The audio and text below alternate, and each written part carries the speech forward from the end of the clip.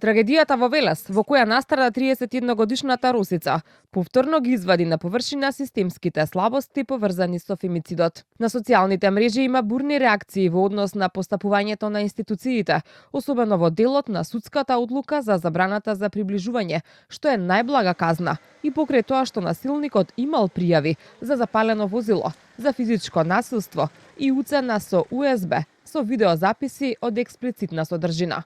Елена Димушевска од националната мрежа Глас против насилство вели фактот што тој претходно немал проблеми со законот не смеело да биде причина за условна казна.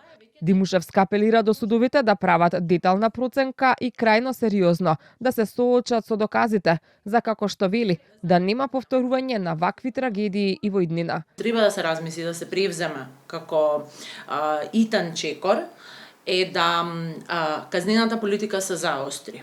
Онаа пракса што ние ја гледаме, не само во случаите на убиства и на фемициди, туку и во другите случаи на родово базирано насилство, е што скоро секогаш првата пресуда е условна пресуда. Тоа што сторителот претходно не бил казнуван, не може да биде олеснителна околност во сите ситуации.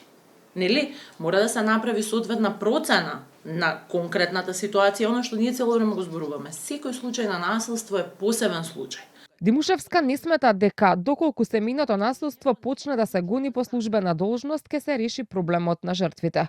Според неа, безцелно еменување на закони без при тоа да се обезбеди институционална грижа за жртвите и нивните деца. Треба телесната повреда да биде по службена должност, но пред да го направиме тоа, треба да воспоставиме еден систем на услуги за помош и поддршка кој што ќе биде достапен и пристапен за сите жртви.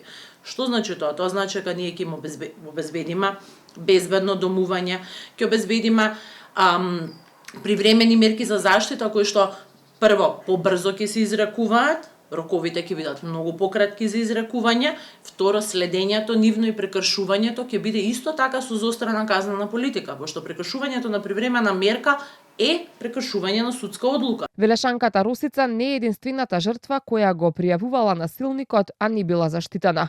Јавноста се сеќава и на Танкица од Кочани, која пред 2 години беше упиена во сопствениот дом со 40 убоди од нож. Танкица исто така пријавувала во полиција, иако немала пријава до обвинителството. Во мај годинава јавноста ја потресе и веста за скопјанецот која уби својата 36 годишна сопруга, пошто се обиде да ја напушти државата.